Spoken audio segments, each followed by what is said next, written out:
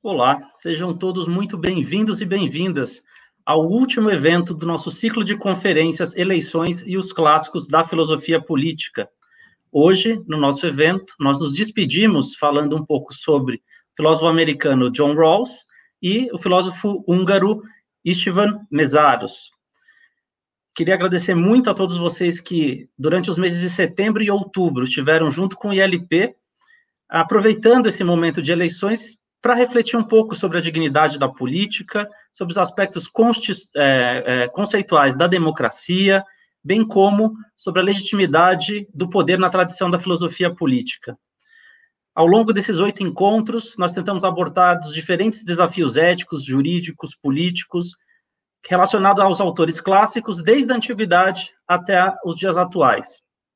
Hoje, para encerrar o nosso ciclo, queria agradecer imensamente aos professores doutores Paulo Gustavo Guedes Fontes, também o professor doutor Bruno Fraga Pistinizzi,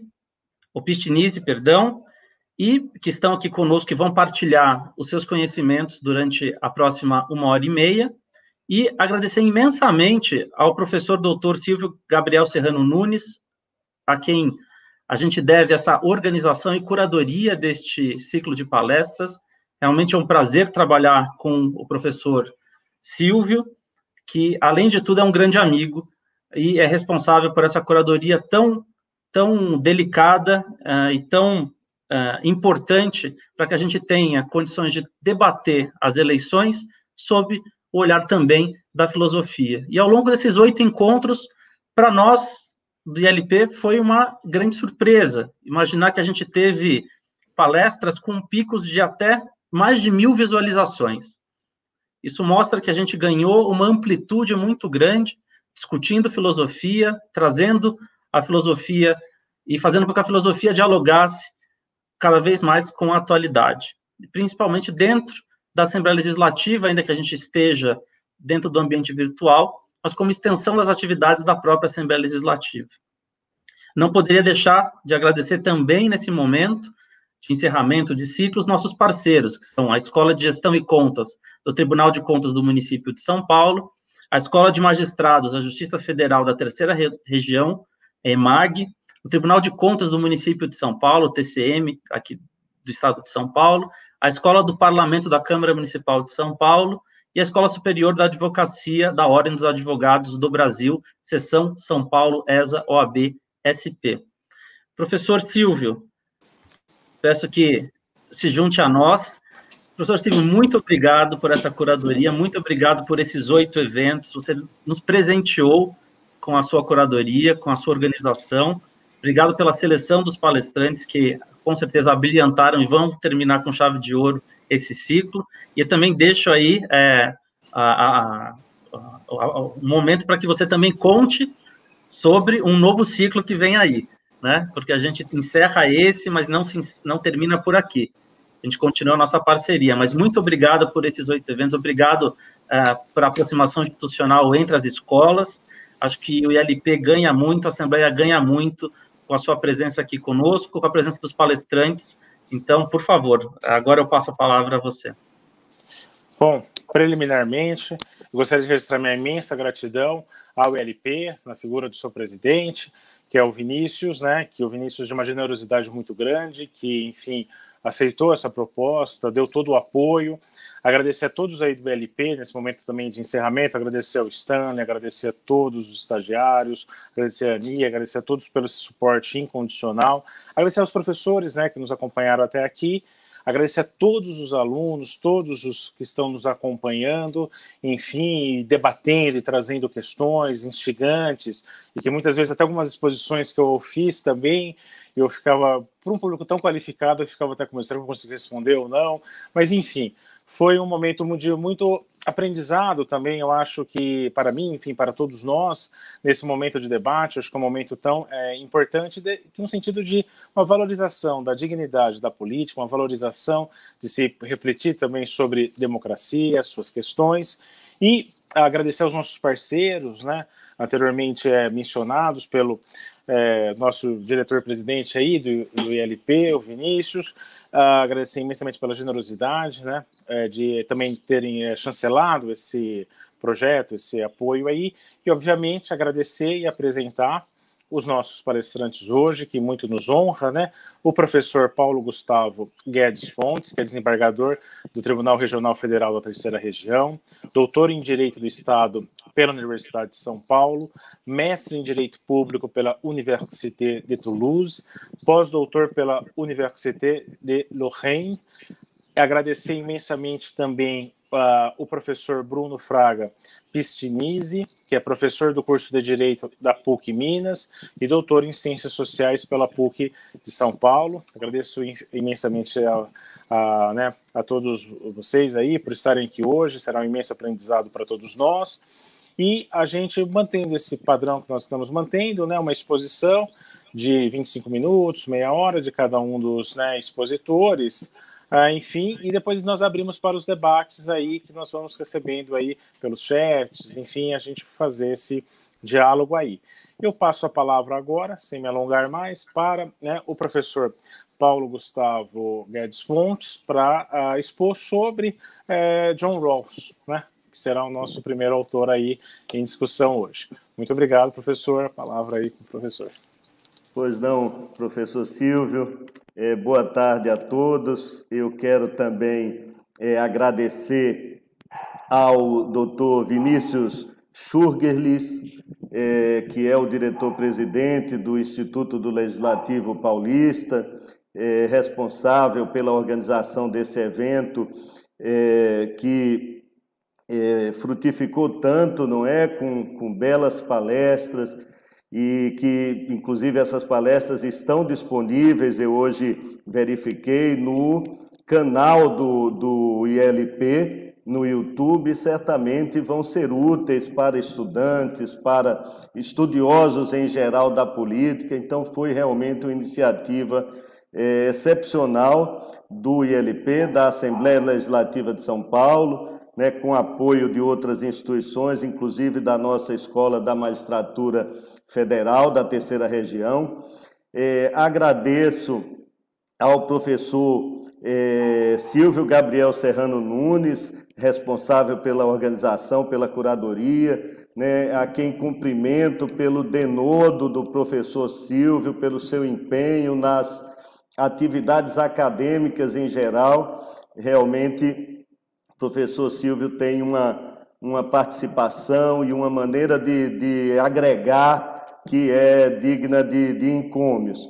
E cumprimento igualmente o professor Bruno Fraga, com quem tenho a honra de dividir hoje aqui a fala, encerrando o evento. E quero estender os cumprimentos também a todos os professores que nos antecederam, e faço isso nas pessoas do professor Júlio Comparini e da professora Isadora Previde, né, com quem tenho mais contato e que pude assistir nas suas intervenções. Então, obrigado mais uma vez, cumprimento a todos os nossos espectadores, né? E passo a exposição sobre John Rawls, que é um autor realmente difícil, um autor que na sua própria abordagem epistemológica das questões, ele é muito original e acaba suscitando críticas diversas, abordagens que partem de pressupostos epistemológicos diferentes, e isso gera uma quantidade de material, né, de críticas, de reflexões sobre o pensamento de John Rawls, muito grande, muito complexa, e é difícil realmente, numa intervenção pequena, conseguir dar uma ideia, uma noção do que se discute na obra de John Rawls e nas críticas inúmeras que suscitou, né? Mas o que a gente pode ter certeza é que sua obra inicial, uma teoria da justiça de 1971, de alguma forma ela revoluciona a filosofia política da segunda metade do século XX e passa a ensejar, podemos comparar talvez com Dworkin na filosofia do direito, ela passa a pautar a produção intelectual dos demais pesquisadores que escreverão a seguir, né? Então, eu vou tentar aqui, sem pretensão alguma de esgotar a complexidade desse autor, mas tentar aqui dar um caminho, né, para os que desejarem se aprofundar na obra de John Rawls e nas pesquisas, não é, nos desdobramentos do que essas formulações podem nos trazer. E começo lembrando uma anedota do filósofo Simon Blackburn, que ele traz num de seus livros, que de alguma forma ilustra a problemática inicial de John Rawls. E conta o Simon Blackburn que se pensou num determinado evento ecumênico com várias religiões, num instituto de estudos, e em que os vários sacerdotes dessas religiões tiveram direito a falar um pouquinho. E aí começou, e o sacerdote budista, o monge budista foi lá e falou do desapego, da impermanência e etc. E todo mundo bateu palma e a assistência dizia, olha, maravilhoso, né? Excepcional, se funciona para você dessa forma, tá tudo ótimo. E palmas para, né, o budista. Depois veio um representante do hinduísmo e falou sobre os ciclos de nascimento e renascimento, sobre Krishna, e todo mundo também bateu palma e disse, olha, excepcional, se funciona isso para você, se faz sentido, excelente, né? E depois veio um padre católico e também falou da mensagem de Jesus Cristo, da Santíssima Trindade, etc. E mais uma vez a assistência aplaudiu e disse, se funciona para você, padre, essas noções, excepcional, tudo ótimo, né? Mas o padre não gostou muito dessa abordagem de alguma forma assim relativista e bateu na mesa e disse, olha, não é bem assim, se funciona para mim, tá tudo ok. Essa aqui é a verdade do Deus vivo, e vocês, se não se adequarem a essa verdade, vocês correm um risco de finalmente irem para o inferno, né? E a plateia aplaudiu mais uma vez e disse, olha, se funciona assim para você, está tudo muito bem. Então a anedota, ela é simples, mas ela espelha essa dificuldade do pluralismo, não é? Das diversas concepções do bem. E a religião é talvez a portadora, não é, mais o exemplo mais claro, né, de uma visão de mundo sobre o bem, sobre o que é o bem.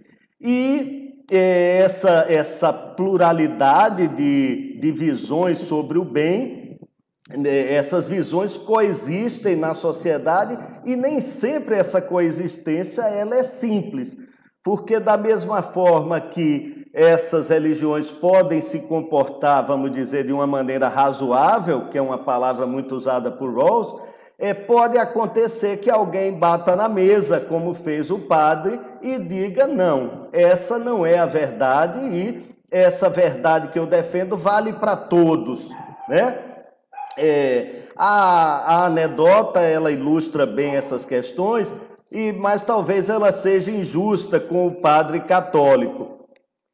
Eu contei da maneira como está em Simon Blackburn, mas talvez ela seja injusta porque a Igreja Católica, no Concílio do Vaticano II, ela reconhece a liberdade de religião. Ela reconhece a liberdade de religião como algo contido no próprio Evangelho, na própria doutrina católica, né? Mas justamente a dificuldade aí é da coexistência de múltiplas visões sobre o bem. E justamente o que Rawls vai tentar é construir uma resposta do que seria uma sociedade justa, sem que se precise escolher qualquer visão do bem, nem religiosa, nem filosófica, nem moral, né? Então o que Rawls propõe é uma distinção, uma dissociação entre a justiça e o bem, entre o justo e o bom, entre o certo e o bom ou o bem. Então, Rawls vai tentar construir uma teoria da justiça como algo diferente do bem. E essa teoria da justiça, segundo Rawls, ela seria racional, né, da maneira como ele constrói, e ela seria aceitável por todos racionalmente, por todos que têm visões diferentes sobre o bem, por todos que adotam doutrinas, como ele diz, compreensivas ou abrangentes do bem, né? Então, a sua teoria da justiça, ou o que ele chama numa obra de 1993, o seu liberalismo político, não é uma doutrina abrangente sobre o bem, é uma doutrina sobre a justiça, mas uma concepção política da justiça, não uma concepção abrangente ou compreensiva da justiça, no sentido que a gente vem falando, mas uma concepção política da justiça, porque é aquela concepção que vai permitir que visões diferentes do mundo possam conviver e, segundo ele, possam convergir para uma visão racional do que é a justiça. Todos concordarem com essa visão do que é a justiça, apesar da sua divergência sobre o bem. E aí eu passo para um aspecto fundamental da obra de Rawls, que é justamente como chegar a essa concepção racional da justiça. E entra aí um conceito-chave no pensamento de Rawls, que é o da posição original. E o que é isso? Rawls imagina uma situação em que homens, né, e aí entendido homens ou mulheres, só que justamente eu vou explicar que na posição original eles não sabem, né, exatamente as suas características no mundo real, né? Então são homens idealmente concebidos que se reúnem para pensar nos princípios de uma sociedade justa. Mas o segredo dessa posição original de Rawls é justamente a sua característica principal, que é o véu da ignorância. É outro conceito básico de Rawls. O véu da ignorância, porque esses homens que estão na posição original, encarregados de debater, de discutir, de chegar aos princípios de justiça racionais, eles não sabem que posição eles vão ocupar na futura sociedade. Se eles justamente vão ser ricos, se vão ser pobres, que classe social ocuparão, que talentos terão, que incapacidades terão. Então, é um nível de abstração muito grande, né, que Rawls faz nessa posição original, e aí ele vai pensar o que é que homens assim, que não sabem que posição eles vão ocupar numa sociedade real, o que é que eles imaginariam como sendo princípios para garantir que essa futura sociedade seja justa.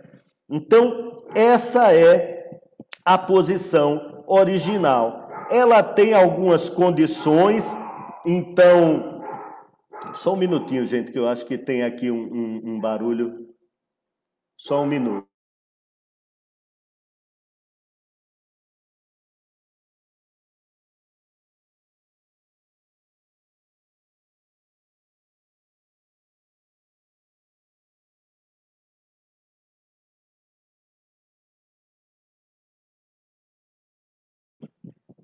Desculpe, retomando aqui. Então, essa posição original, ela tem condições. Esses homens na posição original, eles sabem certas coisas, sim. Eles sabem que a sociedade poderá ter desigualdades, eles sabem o que são os bens primários, que eles querem distribuir com justiça, eles têm uma noção da justiça. Então, essas informações estão disponíveis para os homens na posição original. E há alguns pressupostos também. Então, por exemplo, se parte de um princípio de que esses homens são livres e iguais. Isso me parece muito importante para entender a obra de Rawls, né? E vai levar até algumas críticas de alguns autores que vão dizer, olha, mas você não parte de uma posição realmente neutra do ponto de vista valorativo. Há já certas assunções valorativas, né? Talvez uma visão de bem também ali na posição original, mas isso já faz parte das críticas que se fizeram ao pensamento de Rawls. Mas existem esses pressupostos. É preciso dizer que Rawls, ao pensar dessa forma, nessa posição original, ele está se filiando à tradição do contrato social de Hobbes, de Locke, de Rousseau, mas dando um outro formato a esse contrato social, dando um formato de muito maior abstração filosófica.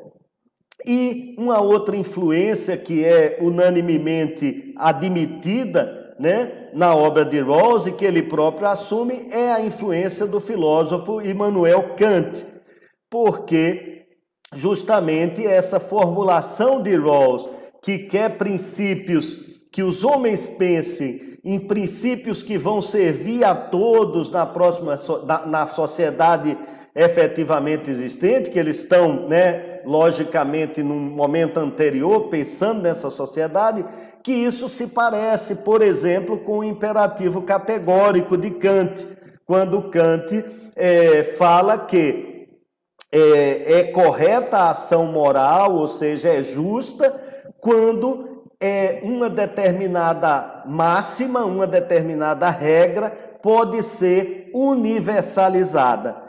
Então, se veria aí na obra de Rawls também, na doutrina, na formulação da posição original, esse imperativo de universalização já presente em Kant. E os homens nessa posição original, segundo Rawls, chegariam a dois princípios básicos de justiça. Dois princípios que seriam unanimemente acatados porque racionais. Então, o primeiro princípio de justiça para Rawls seria o princípio da liberdade igual. Então, os homens na posição original entendem que o primeiro princípio seria aquele que vai lhes garantir uma liberdade futura de adotar qualquer visão do bem, desde que sejam visões razoáveis do bem, né? Mais uma vez, essa noção da razoabilidade em Rawls.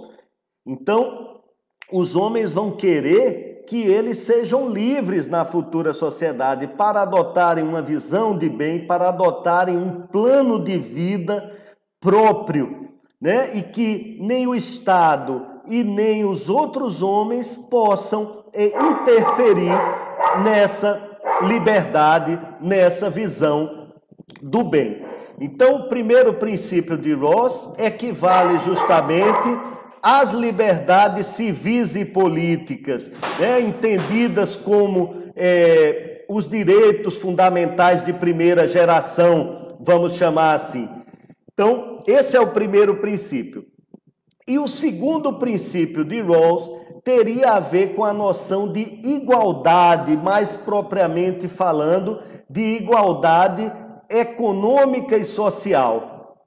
Então, aqui o que Rawls vai dizer é o seguinte: os homens chegam à seguinte conclusão, esses homens na posição original: é razoável admitir que haja desigualdades econômicas, justamente porque os homens são diferentes, são dotados de talentos diferentes, de capacidades diferentes. Então, eles, na posição original, eles admitem que vai existir desigualdades econômicas. Mas eles fazem duas condições para que haja essas desigualdades econômicas. Primeiro, que elas sejam ocasionadas a partir de uma igualdade de oportunidades. Essa é o primeiro subprincípio desse segundo princípio, o da igualdade de oportunidades.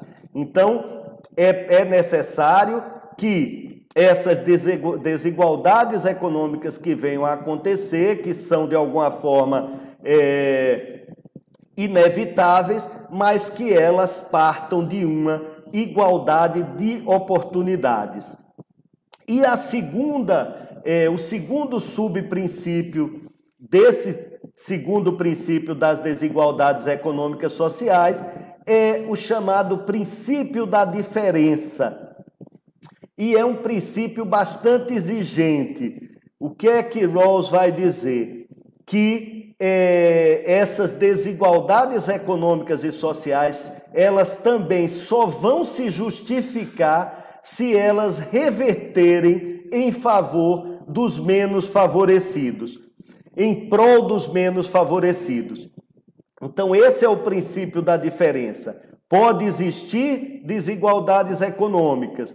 Você pode ter um jogador de futebol ou de basquete que ganhe milhões com sua habilidade, etc. Mas é necessário que essa riqueza ela reverta em prol dos menos favorecidos. E só uma coisa que eu não expliquei. Esses princípios que os homens imaginam na posição original, eles imaginam numa perspectiva do autointeresse. Então, eles estão pensando na sociedade futura e eles imaginam que posição eles poderão ter nessa sociedade.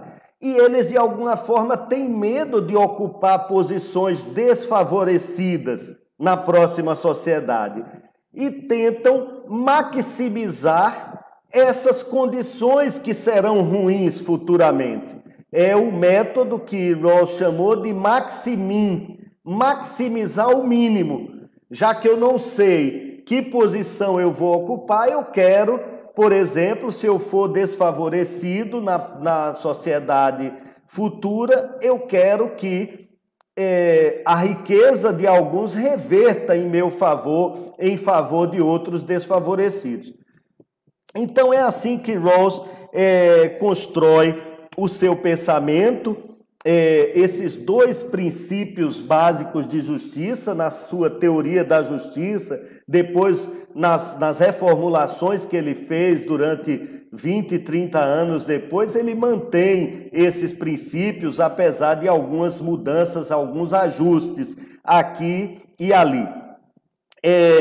Uma questão importante também para a gente ter em mente em Rawls, e ela se situa aqui no princípio da diferença, é a visão que Rawls tem sobre o mérito das pessoas. Então, Rawls aqui vai ter uma posição muito forte, muito firme, em não admitir como mérito das pessoas nada que for moralmente arbitrário.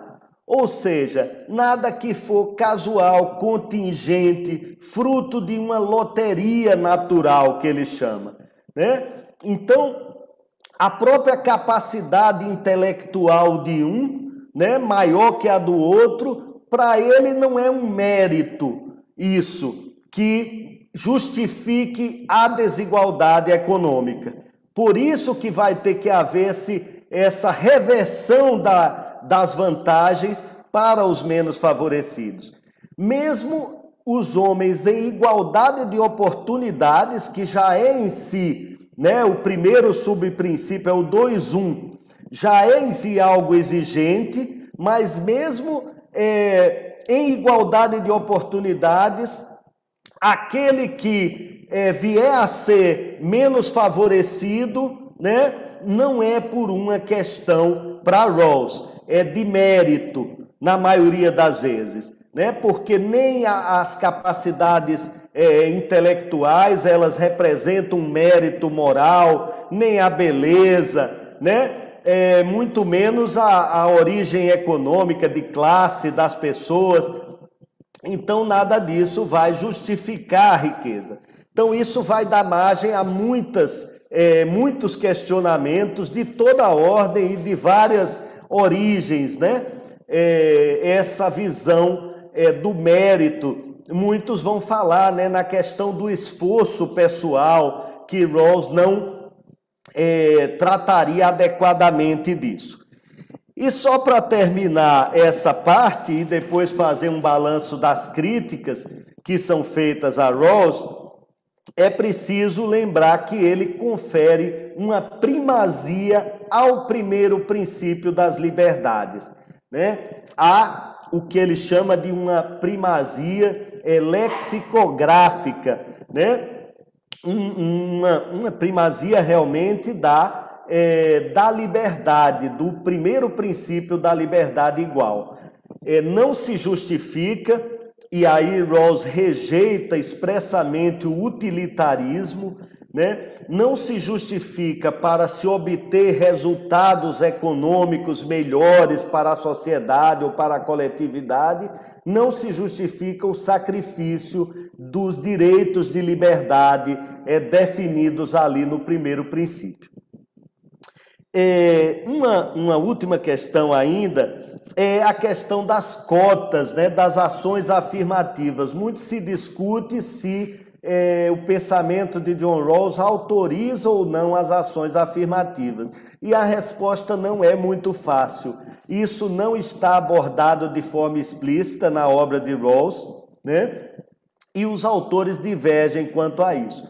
Mas me parece que a maioria dos autores entende que as políticas de ação afirmativa, elas seriam compatíveis com a obra de John Rawls. E há um artigo nesse sentido de um filósofo importante também, que é o Thomas Nagel. Então, eu só refleti onde se localizaria essa política de ações afirmativas nesses dois subprincípios do segundo princípio. E, a meu ver, se localizaria no subprincípio da igualdade de oportunidades. Né? As ações afirmativas, elas visam a corrigir um déficit na oportunidade de certas camadas sociais, certas categorias sociais, não é?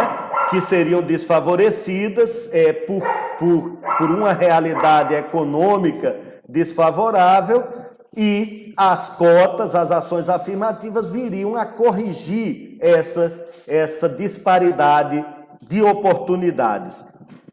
Depois disso, ainda incidiria o princípio da diferença, que é esse princípio da redistribuição, e que não aceita, né, a noção comum que a gente tem de mérito. As críticas, e eu vejo que eu vou ter que resumir um pouquinho, as críticas foram as mais diversas, né? Como diz Roberto Gargarella no seu livro As Teorias da Justiça depois de Rawls, alguns o acusaram de ser insuficientemente liberal. Foi o caso, por exemplo, de Robert Nozick no seu Estado, Anarquia e Utopia, salvo alguma imprecisão aí no título, em que Nozick vai investir contra o liberalismo igualitário, né? Que é o de Rawls, como ficou conhecido, o liberalismo igualitário.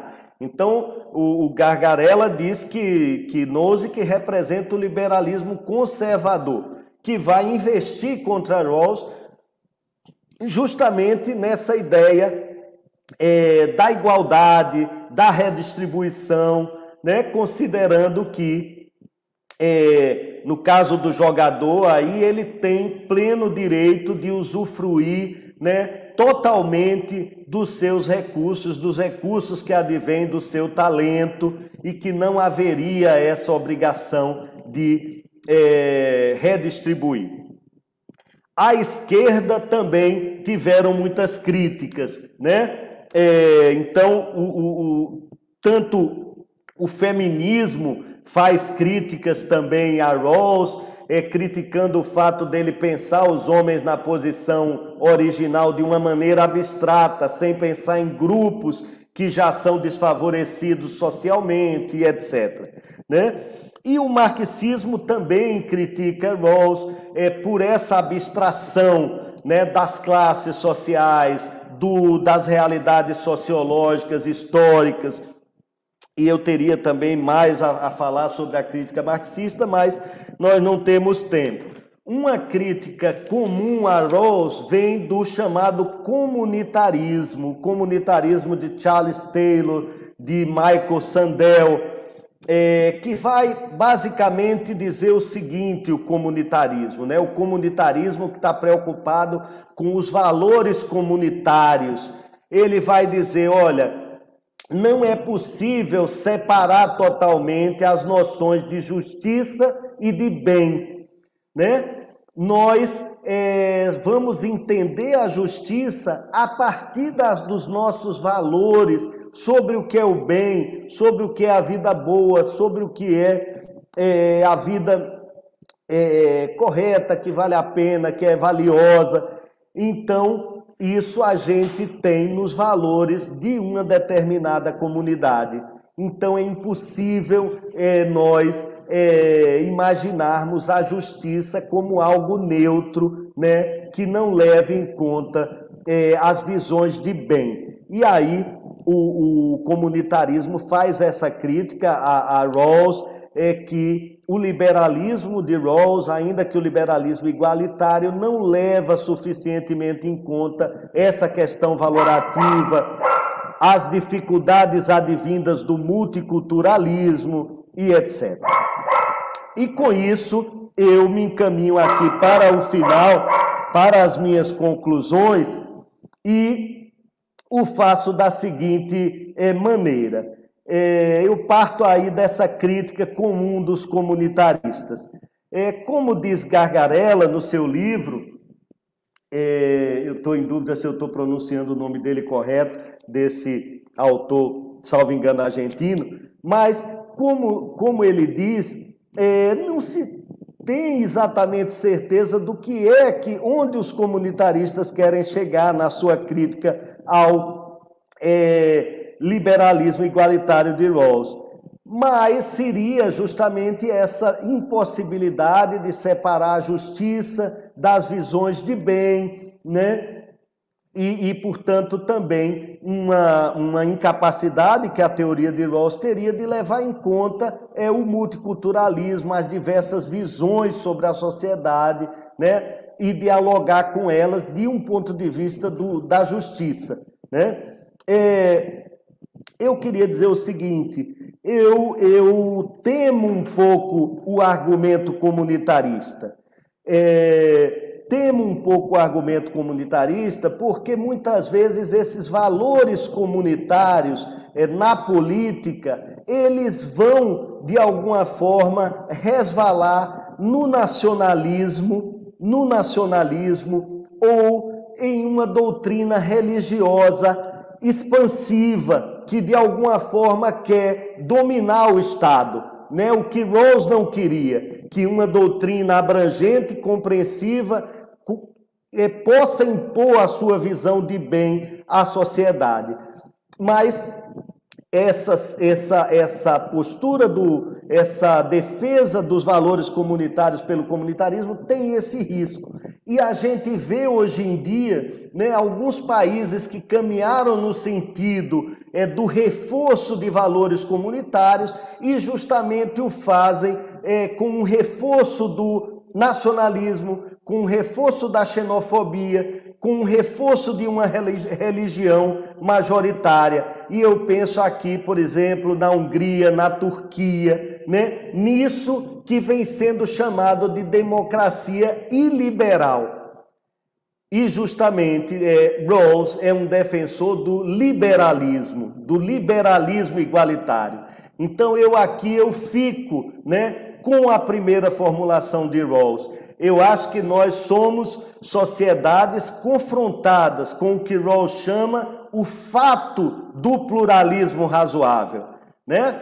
É um fato, não é algo que a gente possa escolher e não é algo que a gente possa superar, a não ser que a gente vá usar da violência, da força estatal para superar o pluralismo das visões de mundo. Então, eu acho, nesse momento, às vezes, de crescimento da chamada democracia liberal, eu acho oportuno lembrar as formulações de Rawls sobre as liberdades, sobre a neutralidade do Estado quanto às visões de bem.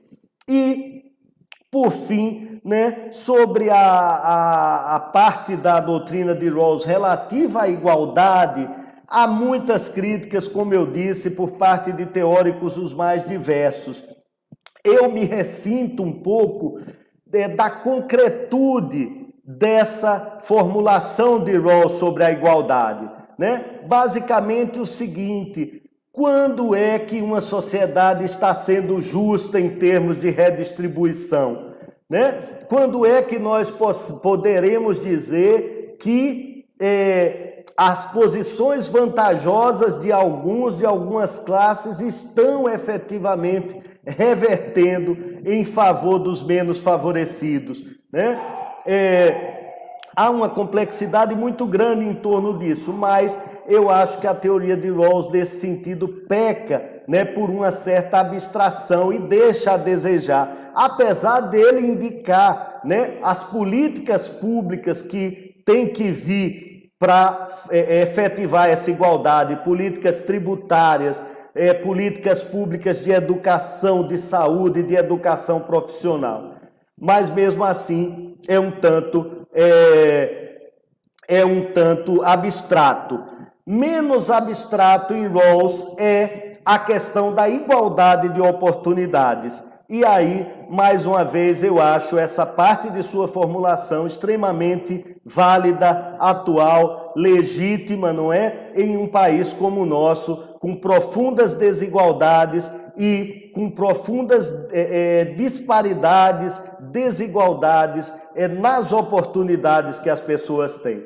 E concordo com ele que nós não podemos imaginar uma sociedade justa dentro de um ambiente de desigualdade econômica, de liberdade de mercado, que é basicamente o ambiente em que ele imagina a sua teoria. Nós não podemos conceber que uma sociedade seja justa sem a igualdade de oportunidades, e por isso essa é uma tarefa no Brasil, é uma tarefa da política brasileira, construir uma sociedade que permita uma maior igualdade de oportunidades aos seus cidadãos.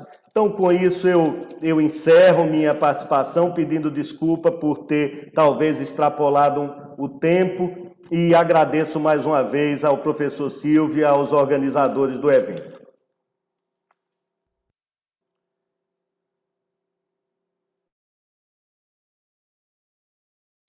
Eu gostaria de agradecer imensamente pela sua brilhante exposição. Nós já temos algumas questões, algumas colocadas aqui no chat, e vamos voltar depois, no final, para o debate. Eu acho que a questão traz uma questão que dialoga também profundamente com os desafios que, inclusive, nossa Constituição prevê sobre a superação de uma série de desigualdades que nós temos, né, no Brasil, que é reconhecida pelo Constituinte, e esse pacto civilizatório, que é a Constituição de 88, ainda a gente tem muito ainda a construir, muito ainda esses desafios, e acho que esses conceitos, né, de Rawls tanto nos auxiliam, professor. Agradecendo aí imensamente sua... E depois o professor volta aí para o debate, para a discussão, e vamos agora, né, para o nosso segundo autor, que é Mésaros, né, que nós vamos ter aí agora o professor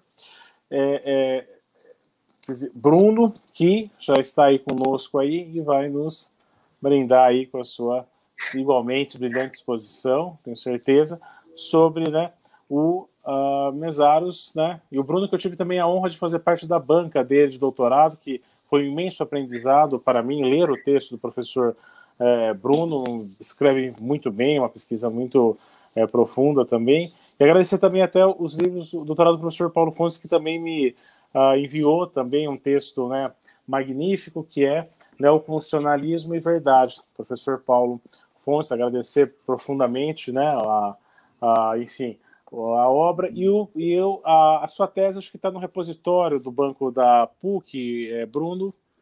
Sim, está para quem tiver disponível. interesse, está lá e tal. Bruno, com você agora, professor Bruno, com a palavra aí, e gratidão imensa por estar aqui hoje, participando conosco. Muito obrigado, ilustríssimo professor doutor Silvio Gabriel Serrano Nunes, né? Curador, organizador desse ciclo de debates sobre a política, os filósofos, né, pertencentes a esse universo fantástico da filosofia política, e também com as respectivas interfaces com relação às eleições, a qual eu cumprimento pela brilhante curadoria. Nessa mesma esteira, também gostaria também de saudar o ilustríssimo debatedor, né, e também, claro, palestrante que de maneira impecável conduziu aí os trabalhos, apresentando de maneira também insuperável e com bastante propriedade o nosso autor John Rawls, né, o ilustríssimo professor Dr. Paulo Gustavo Guedes Fontes, a quem já tive a oportunidade de render em off as minhas homenagens e agora faço aqui em público. E também, claro, ao diretor, né, do Instituto Legislativo Paulista, o Vinícius Schurgles, né, também pela gentileza, pela alegria e agradecimento especial também pelo convite formulado, e a todos que prestigiam esse evento, né, que hoje se encerra, mas com uma jornada brilhante que certamente deixará marcas, né, indeléveis para eventos futuros, a quem gostaria de saudar, então, todos que estão acompanhando. Muito bem, para mim, sobrou, né, claro, essa honorífica missão de falar um pouquinho, de debater um pouquinho, trazer algumas informações sobre o autor, né, o Istvan Mésaros, e eu posso dizer, claro, que Mésaros, como um filósofo de índole, né, marxista de carteirinha, ele traz de antemão, claro, posicionamentos que apenas confirmam, corroboram com a perspectiva marxista, da luta, da revolução de classes, dessa circunstância do proletariado e dos gravames que são inerentes à própria divisão do trabalho, mas é importante salientar como Mésaros tonifica a atualidade da sua obra e como a aplicabilidade dos seus conceitos podem ser intimamente relacionados, já que estamos falando no panorama, né, da sucessão municipal, mas eu vejo que o contexto político nacional também reclama a essas circunstâncias, né? As linhas gerais apresentadas pelo autor, pelo Mésaros, coincide substancialmente com esta crise estrutural do capital, e como cada vez mais o capital busca se socorrer numa espécie de reificação do seu poder, levando em consideração as propostas que estão na mesa, e muitas dessas propostas passam, inevitavelmente, pela condução, pela coerção, e por que não também pelo controle das principais ações estatais. Isso, para mim, é algo que, ao mesmo tempo, cativa, ao mesmo tempo, me preocupa muito, né? Ou seja, pertence ao núcleo essencial da obra de Mésaros este controle substancial que o capital exerce sobre o Estado, e isso guarda uma contemporaneidade absurda a contar como nós estamos no cenário atual. Ou seja, em momento algum, nós tivemos, obviamente, até fruto fruto da pandemia da Covid-19, claro, e assim como o professor Paulo Gustavo, eu também gostaria, né, de começar com uma análise extremamente profícua que foi realizada pelo belíssimo autor linguista, o Noam Chomsky, ao comentar, inclusive numa obra recente, numa coletânea, na verdade, de artigos, né, envolvendo a relação entre a quarentena e a questão da pandemia e o próprio capitalismo, onde Chomsky relata com uma propriedade insuperável, onde desde os anos 70 nós já tínhamos um desmantelamento de um sistema de bem-estar social, ainda que mínimo, mas preponderante nos Estados Unidos da América, isso desde o governo Reagan, né, republicano, avançando por outras gerações de presidentes norte-americanos, até chegarmos no ano de 2020, onde Chomsky apresenta, inclusive com dados, da dificuldade dos Estados Unidos em credenciar uma empresa que pudesse promover a fabricação, por exemplo, dos ventiladores, né, ou dos respiradores, um insumo tão indispensável para o combate de casos graves da Covid-19.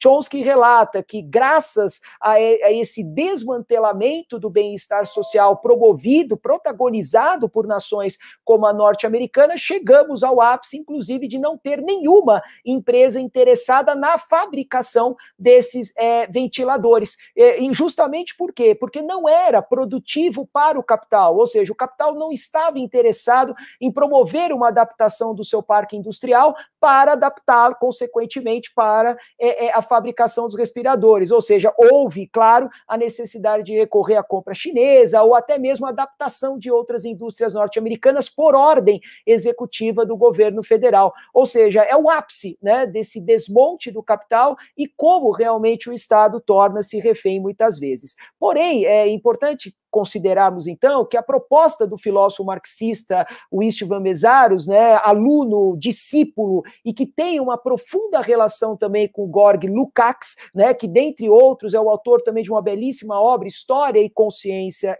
de Classe, né, e eu posso dizer, sucintamente, que existe um tripé fundamental na teoria de Meszaros, onde, basicamente, nós temos essa estrutura do capital, do trabalho assalariado e do Estado, como três dimensões fundamentais que estão interrelacionadas, contando cada uma delas com elementos, né, e que são, consequentemente, essenciais para que nós pudéssemos entender como que se deu esse processo de desmoronamento, esse processo de destruição do próprio capital. Mas é uma destruição que não significa o fim, é uma destruição que apenas reclama que o capital possa buscar alternativas, né, para que a sua reprodução, né, e Meszaros vai trabalhar muito com essa continuação do conceito marxista de reprodução sociometabólica e constituindo este fato como uma espécie do quê? De consequências, como posso frisar o desemprego, a precarização do trabalho, a própria destruição ambiental, o consumo supérfluo, ou seja, totalmente desconectado com a essencialidade que outrora se persistia. Então, nessas práticas de consumo supérfluo, destruição ambiental em escala global, desmoronamento da estrutura do bem-estar social, isso são apenas algumas faces desta atuação, por vezes implícita, do capital. Inclusive, numa de suas obras mais recentes, né, na década, já nos anos 2000, A Crise Estrutural do Capital, Meszaros vai utilizar de uma expressão, né, do ex-presidente George Walker Bush, né, ou o Bush filho, né, como vocês queiram assim chamar, que era um conceito que ele utiliza, né, naquela pseudo-falsa guerra, né, no Iraque, do conceito da guerra permanente, ou seja, essa guerra permanente alardeada no decorrer do governo Bush, na verdade simbolizaria um expansionismo destrutivo do capital, incontrolável, ou seja, transformar o capital realmente numa forma de dominação, uma forma de dominação cumulativa, e que, claro, deixa consequências de difícil reparação para as nações ou para os lugares por onde passa. E um detalhe interessante, que vamos, obviamente, comentar com a rapidez necessária, em razão, obviamente, da impossibilidade de esgotarmos o autor, é como países, muitas vezes, né, podemos assim chamar de periféricos, ou, neste caso, até fazendo alusão ao nosso Brasil, países emergentes considerados dentro da literatura, né, do capitalismo mundial, mas nós também sofremos muito com esse novo sistema de reprodução sociometabólica do capital, né? E isso se deu principalmente através do quê? De expressões que foram cunhadas e aplicadas ao passar do tempo, como, por exemplo, as reformas econômicas, a alteridade e, mais recentemente, né, os aspectos oriundos da reforma da Previdência e, por que não, também a própria reforma trabalhista, né? Claro que merecem, obviamente, o respeito, a legitimidade, a consideração, né? Fruto dessa escolha democrática do nosso parlamento, mas que, obviamente, ela acaba sendo fruto dessa reprodução sociometabólica, contada da dificuldade da situação, né? De manutenção dos sindicatos, da indispensabilidade das negociações coletivas e, claro, das consequências nevrálgicas que a própria terceirização pode provocar na precarização, ou, como muitos dizem atualmente, na própria uberização das relações de trabalho. Então, isso serve, né, para mostrar que a doutrina, a reflexão, ela é mais contemporânea, muitas vezes, do que se imagina. Então, eu gostaria só de, primeiro, trazer uma rápida consideração, um pouco dessa herança teórica, né, dessa inspiração teórica decorrente do Mesaros, que foi na obra, né, do Lukács, História e Consciência de Classe. E nessa obra, né, Lukács, ele vai, obviamente, trazer as bases iniciais ainda dessa discussão, né, do materialismo histórico e de que maneira, efetivamente, a economia e a necessidade de acumulação e produção acabaram, de uma certa maneira, contaminando, né, toda uma evolução social que podia se dar sob a forma de um caminho oposto àquela que realmente se deu. Então, as ideias de estabilidade, as formas naturais de vida em sociedade, que são muito comuns, percebemos, né, nas mais diferentes civilizações, elas foram, de certa maneira, moldadas, orientadas, transformadas ou ainda pré-determinadas, né, exatamente pela histórica e o domínio da validade oriundas do capital. Então, isso acabou, né, nessa perspectiva de consciência de classe emanada por Lukács, resultar numa evolução, como ele mesmo vai chamar, né, de um pensamento burguês, e esse pensamento burguês foi ganhando cada vez ares de imutabilidade, né? E essa imutabilidade ela acaba sendo, obviamente, transportada também para uma espécie de sociologia burguesa, né, que se percebia logo no início também do século XX, detida, alicerçada principalmente nos requisitos da individualidade, ou ainda num formalismo histórico, numa dificuldade de relações entre os homens. Ou seja, passava-se uma relação entre os homens mediada pelo reino irracional, né, do que o mercado passava a descrever, né, ou estabelecer também, por que não, os seus próprios prognósticos. E a partir dessa eliminação de objetividades que são naturais também às formações sociais, pertencentes ao movimento histórico em que o homem ele se insere, nós percebemos também, obviamente, a implantação progressiva dessas leis de mercado, né? E com essa implementação progressiva das leis de mercado, o que se passou a perceber é que, claro, como disse há pouco, nós saímos de uma espécie de mediação estabelecida entre o homem e a natureza, onde culturalmente o homem extrai da natureza o necessário para a sua sobrevivência, para uma relação agora mediada por coisas, né? Ou seja, mediada pela produção, mediada, claro, pela ideia da extração da mais-valia, né? Haja vista agora que o trabalho cada vez mais livre, né? A força de trabalho sendo vendida para o empresário capitalista. e dentro desse eixo que Lukács procura, né, estabelecer em sua obra, é óbvio que isso vai estabelecendo uma falsa consciência na sociedade de que o homem ele é dono de si próprio, que o homem ele goza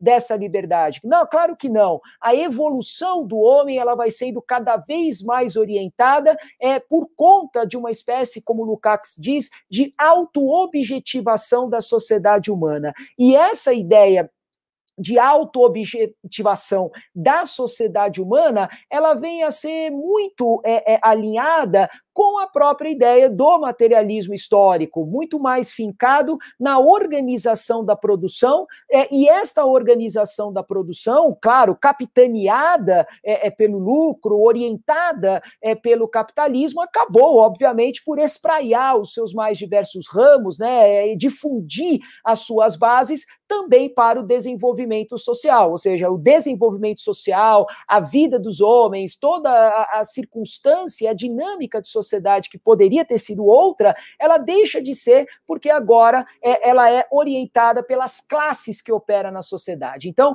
a divisão do trabalho acaba, por outro lado, também conduzindo a essa divisão de classes. E essa orientação de classes tende a desaguar num ambiente de maior totalidade. Então, a ideia de uma sociedade totalitária, né, justificada apenas por essa objetividade transportada no seio do capital, é algo que é reproduzido por Lukács em sua obra História e Consciência de Classe. E eu fiz questão, né, claro, sem maior pretensão de aprofundamento, exatamente porque a partir dessa espécie de construção de uma tipologia direcionada ao homem, onde o homem ele tinha o preço daquilo que o seu próprio trabalho poderia entregar, é que, obviamente, o Mésaros seguiria a sua carreira solo como discípulo, aluno, né, aquele que acompanhou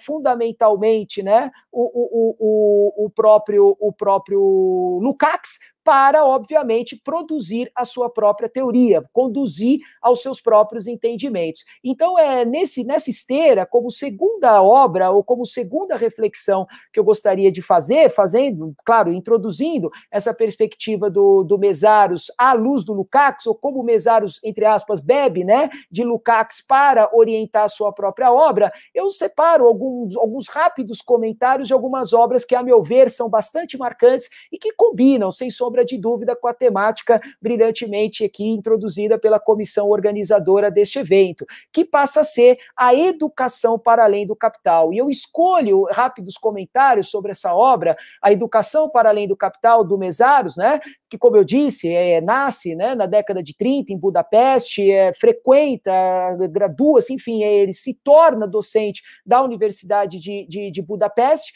e Mésaros, ele desperta, consequentemente, um interesse bastante considerável para entender se, através da educação, era possível buscar uma espécie de conhecimento que direcionasse o homem para uma emancipação. Aliás, sem qualquer relação específica, né, com o próprio Mésaros, mas nesse momento eu gosto até de frisar, né, o autor, né, português, o Boaventura de Sousa Santos, na sua célebre obra Crítica à Razão Indolente, ele já posiciona que realmente o homem ele encontra-se, né, nessa dicotomia de um conhecimento regulação e de um conhecimento emancipação, ou seja, é como se nós vivêssemos esse paradoxo social de sair de um estado de ignorância motivado por esse conhecimento regulação para uma espécie de esfera emancipatória que apenas será obtida quando nós retomarmos, né,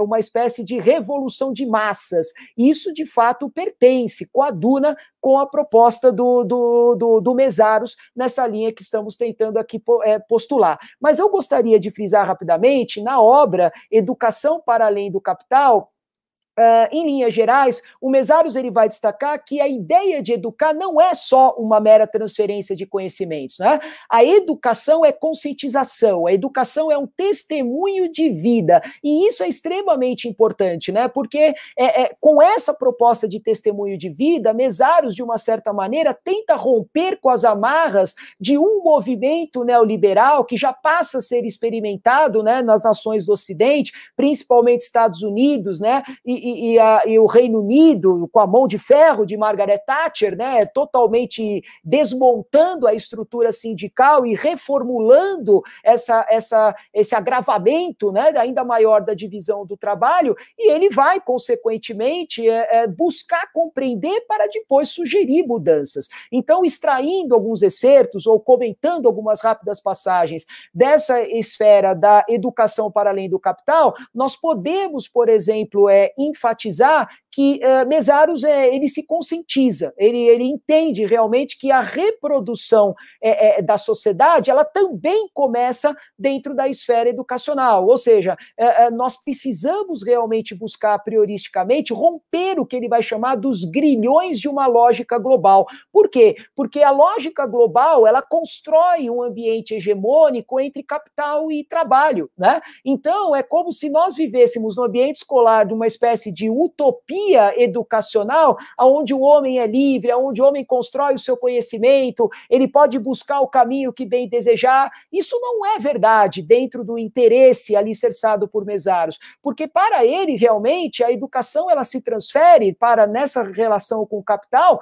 dentro de uma espécie de interesse objetivo de classe, ou seja, é como se são nos bancos escolares que o capital busca introduzir as suas demandas dentro dessa perspectiva de produção, em outras linhas, né? Ou seja, Mesaros até destaca reformas educacionais, né, que ao longo das nações, principalmente no pós-guerra, né, onde o processo de industrialização tinha que ser cada vez mais veloz, ou ainda depois do início desse movimento da neoliberalização, anos 70, capital fictício, abertura, né, e desenvolvimento do capital especulativo, nós vamos perceber cada vez mais o que ele vai chamar de fundamentos causais enraizados. E por que esses fundamentos causais? Porque agora o capitalismo ele procura depositar as necessidades de sua ordem produtiva comandando essas reformas educacionais. Então, em linhas gerais, a educação sujeita-se a até mesmo uma reforma sistêmica,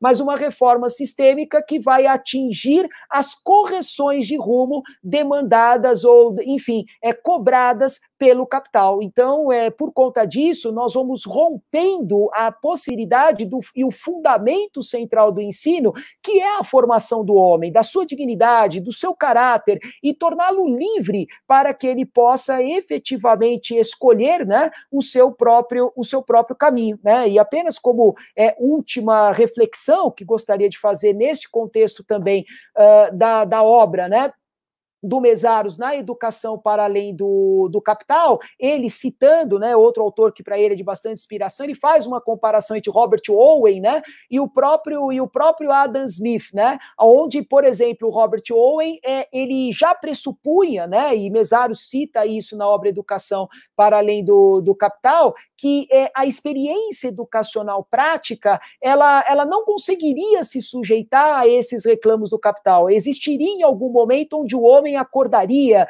instalaria aí a sua mente para entender, né, que ele se torna apenas uma massa de manobra, basicamente, para o Estado, mas sem manter a sua individualidade. Entretanto, né, ainda que esse pensamento pudesse preponderar, o que Mesaros procura, né, contrapor a obra de Robert Owen nessa esteira de raciocínio, é que, infelizmente, se você corta alguma exigência do capital, outras 2, 3, 4, 20 exigências similares poderiam substituí-la, né? Por quê? Porque agora a ideia a verdade tende a prevalecer, mas é a verdade constituída pelo capital e não uma verdade efetivamente libertadora. Então, nessa lógica da educação para além do capital, né, que Mesaros produz, que ele reflete essa crítica e chega, inclusive, a identificar a grande possibilidade, que, a meu ver, ele é bastante real e contemporânea, que é a formação de uma população excedente. Quase a mesma população excedente que também era visualizada, né, em Henrique VIII e também é reproduzida após a Revolução Industrial, né, por Engels, nas casas de trabalho preponderantes na Inglaterra, ou seja, a população excedente, ela era descartável, ficava nas casas de trabalho, executava alguma atividade, e, aliás, ou era isso ou era morte, né, porque a ideia da vagabundagem, da vadiagem, do ócio, já eram valores, né, aí capitalistas que preponderavam. Então, dentro dessa proposta, não há, aliás, não tem diferença nenhuma. Eu, particularmente, não vejo entre educação, para além do capital reproduzindo as casas de trabalho, e trazendo agora para o contexto do século XXI. E eu até me permito fazer rapidamente esse paralelo, que para mim é bastante interessante, fazendo agora alusão numa obra também muito bacana de outro, né, teórico marxista, né, o David Harvey, em sua obra 17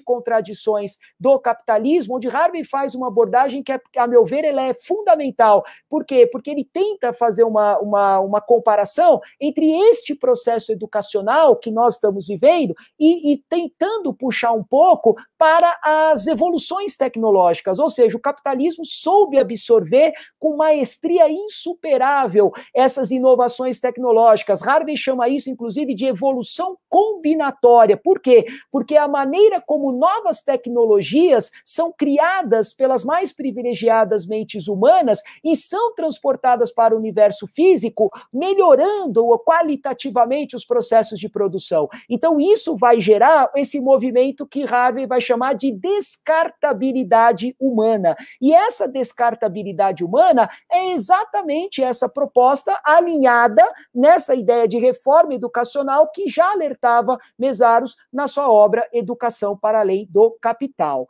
E na sequência, nessa esteira, né, e eu peço desculpas pela, às vezes, velocidade da minha fala, eu estou tentando sintetizar, né, argumentativamente, da melhor maneira possível, alinhando o máximo de reflexões de Mesaros. Eu gostaria de concluir, talvez, com aquela que, para mim, né, me ajudou muito no meu processo de doutoramento, né, até o professor doutor Silvio, com quem eu presto uma admiração e uma gratidão também, claro, absurdamente elevada, mas na obra do Mesaros é Para Além do Capital, é uma obra-prima, né, ouso dizer, né, sem modéstia nenhuma, do Mesaros, até, e tem um volume bíblico, né, quase um volume enciclopédico pelo seu peso, que é evidentemente proporcional ao gabarito do autor. E, em linhas gerais, na obra Para Além do Capital, o próprio Mesaros, ele já aponta, o Mesaros, ele já introduz, né, um certo risco que, de certa maneira, já era evidenciado, né? E ele vai traduzir isso como as possíveis consequências dessa crise estrutural do capital,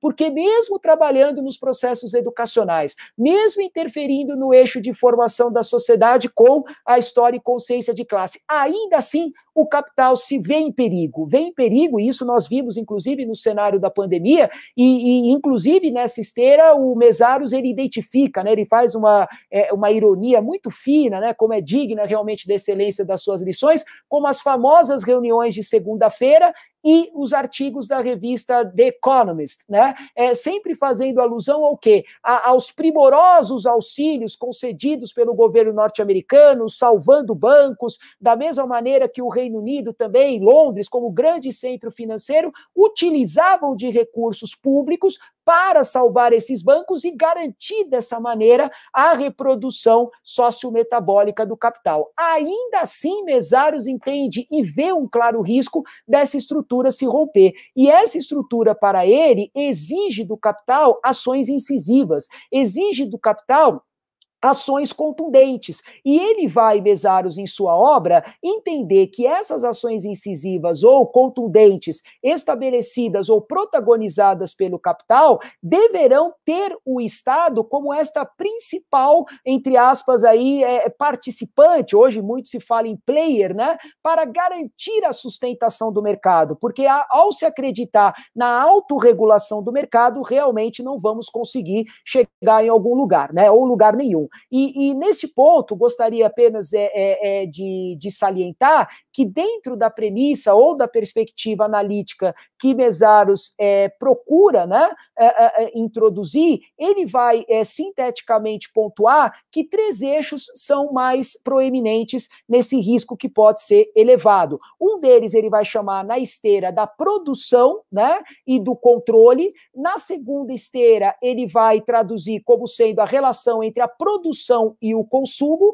e a terceira ordem de ideias, ele vai sinteticamente abordar como sendo a relação entre a produção e a circulação. Então, notem que a ideia de produção aparece nas 3 frentes que é da obra de Mesaros. E por que controle, por que consumo e por que circulação? Porque é exatamente esses elementos, né, de reprodução sociometabólica que o Estado vai usar. Aliás, que o Estado não, perdoem, que o capital precisa utilizar sob a mediação do Estado. Então, essa é a parte talvez mais triste, que pessoalmente mais me preocupa, porque o Estado ele passa a ser utilizado contrário, inclusive, aos próprios cidadãos, né? E isso vem evidenciado em outras obras que surgiram a posteriori, né? Como uma excelente obra, A Nova Razão do Mundo, né? Do Dardot e do Laval, onde isso fica cada vez mais claro numa ideia que eles chamam de ordoliberalismo, né? Ou seja, é o papel de constituições, aqui falamos de cartas políticas, obviamente, constituições econômicas, são constituições que basicamente privilegiam mais a austeridade de um teto de gastos do que criar mecanismos para a continuação de um auxílio. Aliás, esse é um efeito muito interessante, né? É bem capaz que, em nome do pagamento da dívida pública, nós tenhamos aí, né, cerca de 17, 20 milhões ou até mais de brasileiros que se encontrem numa situação, né, de pauperismo, literalmente, diante apenas desses percursos da Constituição econômica. Então, em linhas gerais, apenas para concluir e resumindo, obviamente, um pouco de cada uma dessas esteiras argumentativas, o capital, diante de cenários como esse, ele exige. Então, nessa relação de produção e controle, nós vamos perceber que a exigência que se faz do Estado moderno é uma exigência de asseguramento, ou seja, é fundamental que o Estado possa providenciar a permanência do sistema produtivo. Ou seja, o Estado não pode, de maneira nenhuma, se curvar para interesses, talvez, dos cidadãos, mas ele precisa ser um artífice essencial nessa, aspas, parceria com o capital. E isso pode ser feito, dentre outros aspectos, não apenas através de uma estrutura tributária, como podemos perceber hoje no contexto brasileiro, com as famosas desonerações, né, de setores considerados como grandes empregadores no contexto nacional, mas principalmente, né, isso pode ser verificado, isso pode ser enxergado pela própria participação do Estado em providenciar uma estrutura jurídica. É essa a ideia, realmente, da superestrutura jurídica já preconizada por Marx, aonde a ideia do Estado sobre essa falácia, né, liberal de respeitabilidade dos contratos e de respeitabilidade dos direitos individuais, ele simplesmente deixa a coisa acontecer, sem ter qualquer espécie de articulação para evitar o insucesso em detrimento da população frente à classe econômica. Então, o papel do Estado nesse eixo é um papel de intervenção corretiva de rumos, ou seja, o Estado ele tem esse papel de acompanhar uma dinâmica mutante estabelecida pelo processo de acumulação do capital. E aí é muito complicado, porque cada vez mais quando nós vemos gigantes, como por exemplo no ramo da tecnologia, Amazon, Google, Apple e outras aí, e por outro lado outras multinacionais, etc., e aí qual é o papel dos países emergentes? Qual é o papel brasileiro? Não diretamente do Brasil, mas Mesaros vai, por exemplo, identificar que a situação de penúria dos países acaba sendo fundamentalmente grave. Exatamente por quê? Porque neste caso nós vamos perceber um papel do Estado em basicamente adotar uma postura no cenário internacional, ou seja, quase como submisso à liberdade de tarifas, às importações desenfreadas, e dentro do seu próprio sistema, ele utiliza as regras do livre mercado, ou seja, alijando totalmente de que seja possível uma construção digna, uma paridade de armas entre o capital nacional e aquele capital estrangeiro. Já na dinâmica de produção e consumo, é muito interessante que Mesaros ele coloca essa postura dúbia, bicéfala talvez, do próprio trabalhador. Ao mesmo tempo que nós vamos ter a figura do trabalhador, nós vamos ter a figura do consumidor. Então, neste caso, o papel do Estado, nesses mecanismos de produção e controle, é o de garantir a liberdade de concorrência, ou seja, com essa liberdade de concorrência, nós estaríamos diante de uma competição saudável, a soberania do consumidor, o que também, obviamente, é um critério regulatório que, claro, tem o seu fundamento, é importante a concorrência nos mercados, mas precisamos ter muita atenção com isso. Por quê? Porque ao promover o consumidor a essa ideia de soberania,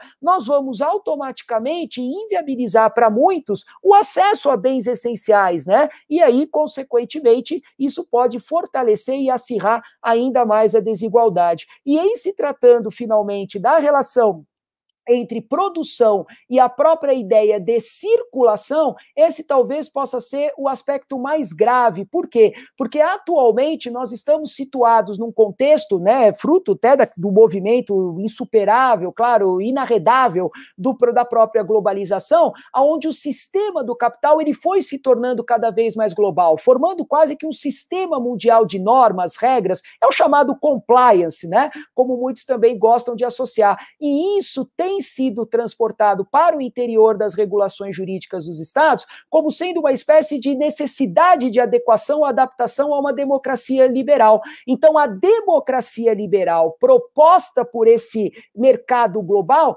acaba por impactar fortemente no que Mesaros vai intitular como sendo uma periferia subdesenvolvida. Então, essa periferia subdesenvolvida tende a, infelizmente, acirrar ainda mais o seu papel de dominação, o seu papel de subordinação, graças, infelizmente, às condições de ascendência histórica que o sistema do capital vai se colocando. E Mesaros, para concluir, ele inclusive destaca que isso vai acarretando, como ele mesmo chama, de uma equalização no índice diferencial de exploração. Por que equalização? Porque o Estado fica sempre nessa corda bamba. Ele precisa, ao mesmo tempo, atender os interesses, né? E aqui eu vejo muita coincidência com discursos políticos de agora, precisamos atender os interesses dos investidores internacionais, é isso. E, ao mesmo tempo, ele vai equalizando a sua taxa de exploração interna. O que corresponderia a essa equalização? É exatamente o quê? Buscando, através de superestrutura jurídica, controle de contratos ou flexibilização ainda maior de relações de trabalho,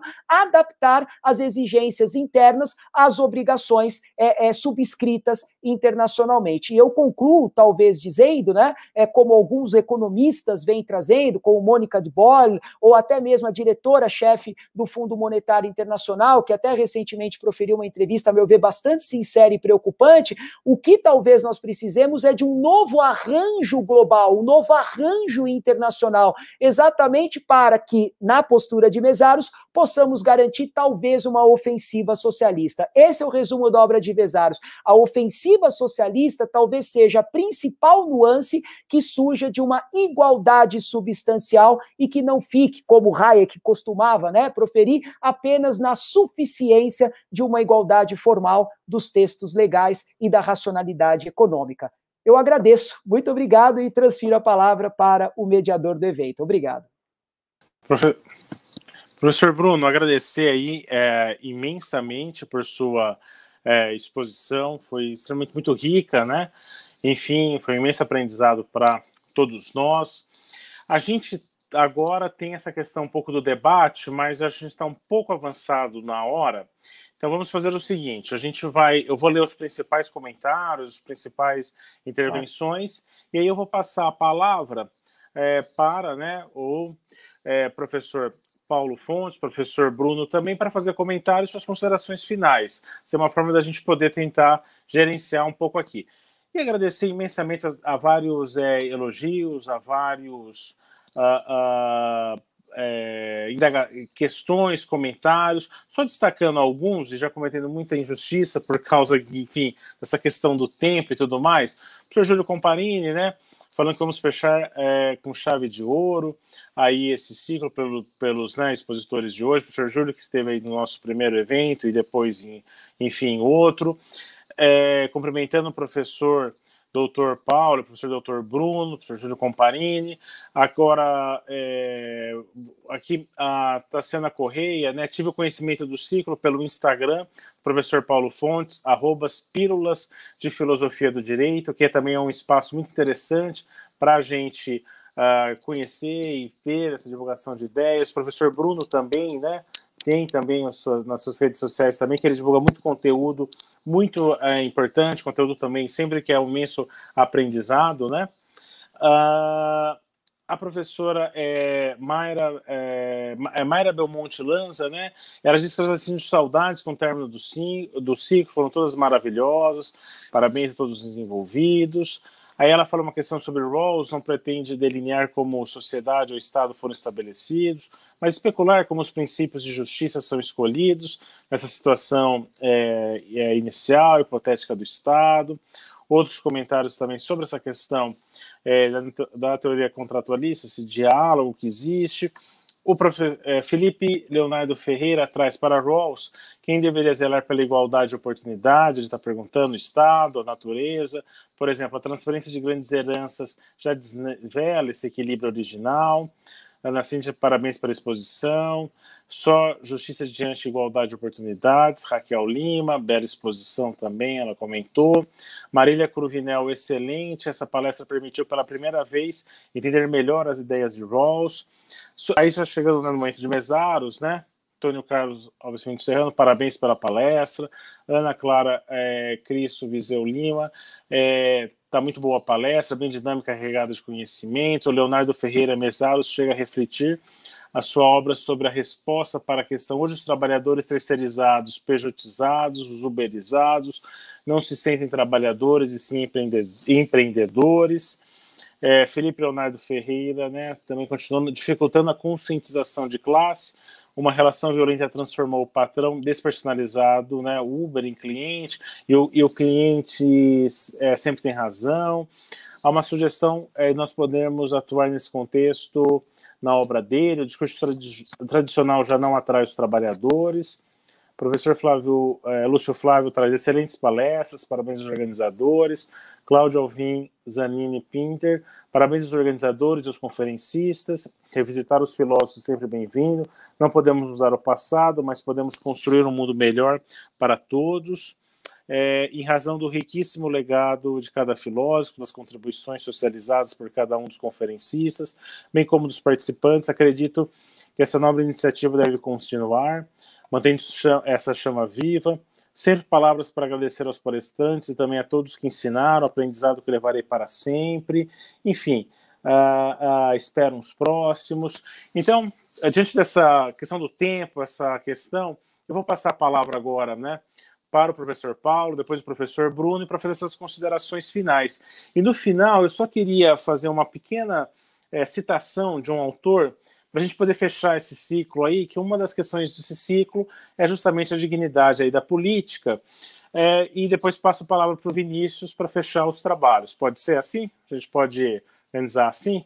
Professor Paulo Fontes, então, suas considerações finais aí?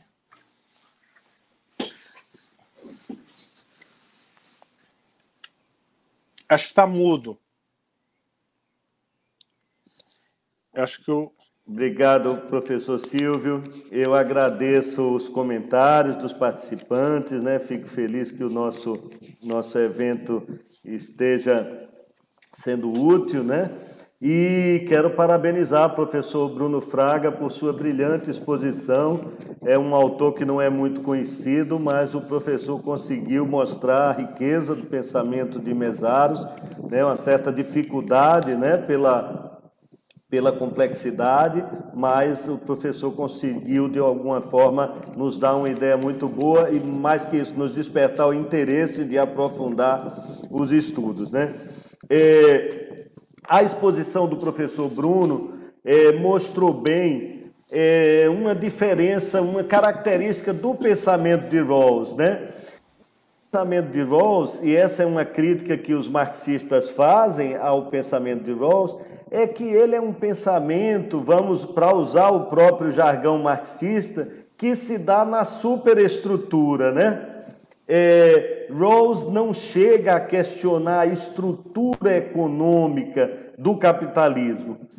Então, isso, alguns autores mais de linha marxista, como o Robert Paul Wolff, vai dizer que o pensamento de Rawls, quanto à igualdade, ele se localiza na distribuição dos bens e não na produção.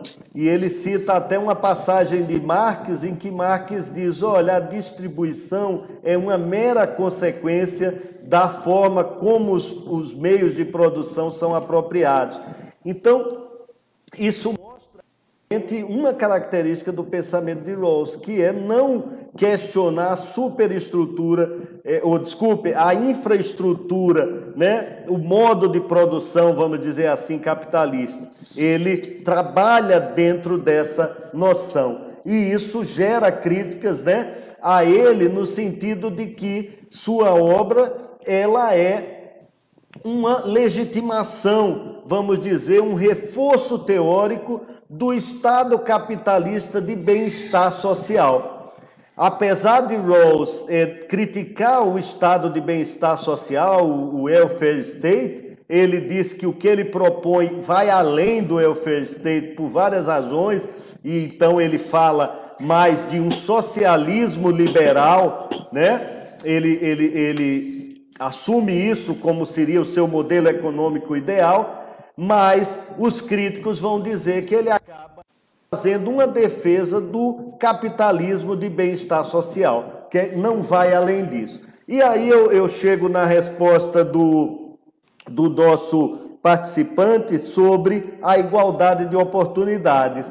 Sim, seria o Estado que garantiria essa igualdade de oportunidades, né? Seria o Estado através de suas políticas públicas, através da tributação, através da educação, da saúde, de várias políticas públicas que podem tornar mais factível essa igualdade de oportunidades. E o imposto sobre as heranças, a taxação das heranças, que foi mencionada também pelo Felipe, é um aspecto que Rawls aborda expressamente e defende essa taxação das heranças, né, até se baseando em John Stuart Mill, que fez uma crítica também às heranças como uma forma de perpetuar as injustiças sociais. Então, Rawls também se preocupa com isso, né? Tudo isso, a taxação em geral, a taxação das heranças seriam formas de redistribuição social e de maior justiça social. Então, são essas as considerações, professor Silvio. Agradeço mais uma vez e parabenizo a todos. Imagina, nós que lhe agradecemos profundamente pelo imenso aprendizado hoje com o professor. Professor Bruno. Ok, muito obrigado, professor Silvio, mais uma vez. Vejo aqui também o Vinícius, também agradecendo exorbitantemente a oportunidade, principalmente também, né, ao colega aqui palestrante, né, o professor doutor Paulo Fontes, que de maneira preciosíssima tanto, né, somou para o nosso conceito. Aliás, eu também recebi mensagens aqui individuais dos meus alunos nesse meio termo, parabenizando, né, porque Rawls ele é tão misticamente apresentado, né, nos bancos escolares, e o senhor trouxe com uma lucidez incomparável essa qualidade da vossa exposição. E vejo até que talvez nós cheguemos, né, a um ponto, um denominador comum, né, seja com essas vicissitudes de críticas marxistas à proposta de Rawls, mas é forçoso também dizer que o próprio Mesaros, concluindo, ele também critica indiretamente a própria circunstância, né, das propostas do Marx, né? Exatamente por quê? Porque as alternativas de radicalização socialista, e aí, para tanto, ele invoca a questão da Revolução Soviética, acabaram ainda mais por isolar territorialmente, politicamente, economicamente, sem promover uma abertura e, consequentemente, uma participação. Então, o resumo, talvez, dessa circunstância, e que, a meu ver, é muito conectado para o cenário odierno, é exatamente o quê? O incremento de mecanismos de uma participação social. Talvez quando mesários deixem aberta essa revolução das massas, o que talvez seja indispensável frisar é uma revolução das massas em torno, não de pautas difusas, mas de interesses que possam, pelo menos, entre aspas, ele vai falar, expropriar os expropriadores. Aqui a ideia de expropriar não é expropriar, talvez, totalmente o sistema capitalista, mas ouso dizer, talvez, é adequá-lo a bases mais racionais de um futuro sombrio que nos desenha. E também falando duas rápidas linhas, a observação, né, que foi trazida aqui a conhecimento sobre essa questão da uberização, eu acho que esse é um fenômeno, né, um fenômeno que até alcança as bases de natureza até biopolítica, onde os algoritmos acabaram por se sobrepor à própria estrutura, né, do patronato e acabam tomando conta do próprio indivíduo, que não mais é demitido, ele é cancelado, ele não mais é despedido, ele é simplesmente ignorado pelo app, e isso tudo acaba, obviamente, entrando nessa absorção ou evolução combinatória que é citado por Harvey a partir dessa observação tecnológica que se apropria o próprio capital. Mas agradeço também e parabenizo pelo brilhante ciclo aí capitaneado por você, Silvio, pelo Vinícius, e também em prol do próprio Instituto do Legislativo Paulista. Bom, só para agradecendo aí os comentários do professor Bruno, aí sempre brilhante, né, conforme sua exposição, agradecendo ao professor Paulo Fontes, agradecendo ao Vinícius, mas eu queria deixar uma reflexão aqui, né, primeiro acho que eu tenho que deixar um recado, como o Vinícius disse, do nosso próximo ciclo, porque também dialoga um pouco com esse nosso ciclo, que vai ser a formação do Brasil. No mesmo horário, nas quintas-feiras, né, nós vamos ter, num primeiro encontro, Leitoras do Brasil, Gilberto Freire, Sérgio Buarque de Holanda, Caio Prado Júnior, Celso Furtado, professores Júlio Comparini e o professor Caio Ferreira. Depois, no segundo momento, nós teremos, né, as Constituições Brasileiras, de 1824 a 1988, professor Rodrigo Tardelli, e eu também estarei, né, como debatedor, como comentador, enfim. Depois nós teremos Desenvolvimentismo e Liberalismo no Brasil, professor Rodrigo Salgado e o professor Alain Galo Antônio. Depois nós teremos Equidade Racial, Constituição e Democracia, com a professora Simone Henrique, professor Tiago Vinícius dos Santos. Nós teremos também a Evolução Histórica dos Partidos Políticos e a Constituição da República Federativa do Brasil de 1988, com o professor Felipe Soares. Nós teremos também a Evolução dos Modelos de Administração Pública e da Educação no Brasil, com o professor André Galindo e a professora Sarimira Salé. E, por fim, nós teremos a formação, né, do Brasil, que seria o sétimo, que é o papel do Estado brasileiro na vida das mulheres, com a professora Angélica Fernandes e a professora Ana Cláudia Lopes. Então, estão todos convidados aí, será também às quintas-feiras, né?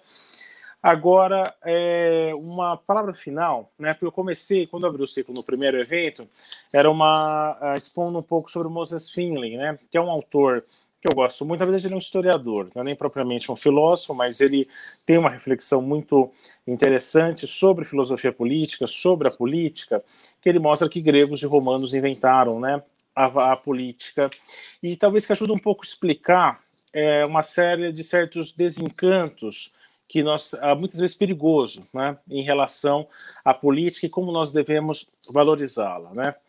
É uma frase que eu gosto muito que ele fala: cabalar, angariar votos, persuadir eleitores, permutar serviços, recompensas e benefícios. Fazer ajustes e alianças são técnicas da política na vida real.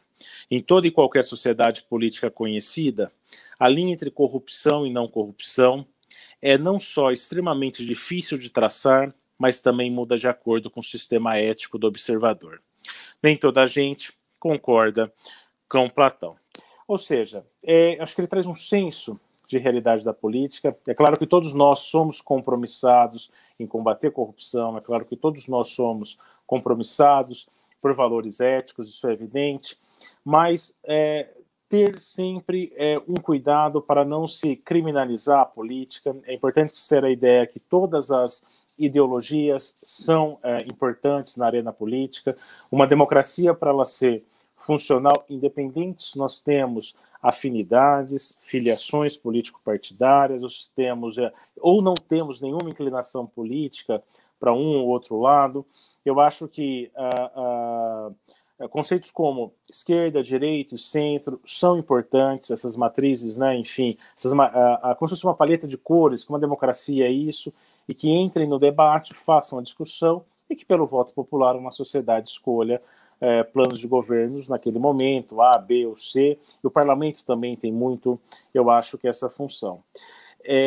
A gente não pode, talvez, muitas vezes, idealizar a política, buscar aperfeiçoá-la, isso cabe a todos nós, independente se somos ou não políticos, isso, como cidadão, todos nós aqui, né, pagamos tributos, todos nós temos esses compromissos, e buscar essa discussão e esse aperfeiçoamento ético, esse aperfeiçoamento é um dever, eu acho que de todos nós, contribuindo numa discussão sempre plural, sempre ouvindo, tentando na medida do possível ver todas as vertentes e se chegar pela via institucional, né, um denominador comum para que nós, como sociedade, possamos crescer, possamos evoluir e chegar a esse consenso. E foi muito, acho que, importante nesse momento que a gente percebia muitos professores e também muitos até pelos comentários, talvez pessoas com visões distintas da política, mas conseguimos manter sempre, eu acho que um diálogo, sempre, e foi muito rico, né? E eu acho que também uma questão que eu acho que na vida acadêmica a gente precisa ter muito, não se preocupar com diálogos, acho que triunfalistas, né? Ou seja, diálogos que são de colaboração, né? Diálogos que são justamente essa troca de ideias, e em especial com visões divergentes, com visões diferentes, é que a gente consegue um aperfeiçoamento disso tudo. Agradecer infinitamente aí a todos e passo a palavra aí para o Vinícius aí encerrar aí o nosso ciclo. Muito obrigado a todos. Bom, acho que foi realmente um ciclo muito proveitoso. As palavras do Silvio, eu acho que elas são a coroa para esses 8 eventos. A gente procurou, desde o início, na concepção desse ciclo, abarcar todos os espectros, trazer direita, trazer esquerda, centro, os antigos, os novos, dialogar com a realidade. Eu acho que a gente conseguiu, pelos comentários, por esse retorno que a gente obteve. Teve um comentário de uma pessoa que disse: a gente queria não deixar essa chama apagar, queria manter nesses nossos encontros. Eu acho que esse presente foi dado pelo Silvio, anunciando que a gente tem mais 7 encontros, dessa vez para discutir um pouco mais Brasil, sobre outras óticas, outras perspectivas, brilhantes, Dr. Paulo, Dr. Bruno, fantástico ouvi-los. O Silvio, a gente já fala por telefone, já é mais comum, né, a gente se fala tanto, fala bastante, mas foi muito bom ter esse retorno de vocês. O ILP agradece imensamente, Silvio, pelo todo o cuidado, é impressionante seu cuidado, dedicação, faz tudo com muito carinho, isso é muito importante. Eu acho que o resultado disso é esse ciclo que vocês receberam e que está disponível no YouTube do ILP, todos os 7 encontros, e esse também vai para lá, e vai ser muito importante que vocês também visitem, quem não viu, possa indicar, fica esse material para discussão, fica esse material para consulta também. Muito obrigado a todos, esperamos vê-los em outros eventos do Instituto, obrigado aos nossos parceiros, institucionalmente, Sim. Sem isso não seria possível, doutor Silvio, vamos lembrar os parceiros, então. E se me permite só uma coisa, agradecer ao professor Paulo, né, Fontes, que fez essa intermediação para que a escola da Magistratura Federal também fosse uma parceira importante, agradecer, né, a diretora, a desembargadora Terezinha Caserta, né, pelo apoio, mas o professor Paulo Fontes aí que conseguiu mais esse parceiro aí para nós, e agradecer.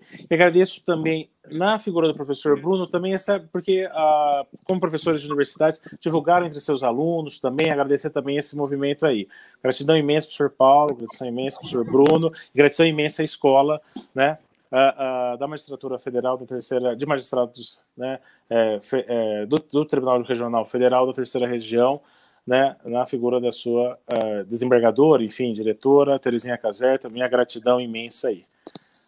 Perfeito. E para vocês que nos acompanharam, então, a gente aceita sugestões também para temas, para ciclos, isso é importante, a gente quer fazer com que o ILP seja cada vez mais próximo de vocês, dos seus temas de interesse, tem espaço para todos, então a gente quer fazer com que isso seja cada vez mais plural e atenda a essas perspectivas. Então, obrigado a todos que estiveram conosco, Escola de Gestão e Contas Tribunal de Contas do município de São Paulo, Escola de Magistrados da Justiça Federal, Terceira Região, EMAG, Tribunal de Contas do município de São Paulo, nosso TCM, Escola do Parlamento da Câmara Municipal de São Paulo e Escola Superior de Advocacia da Ordem dos Advogados do Brasil, Seção São Paulo, ESA, OAB. Nós nos vemos muito em breve em outros eventos do Instituto. Então, um grande abraço a todos vocês.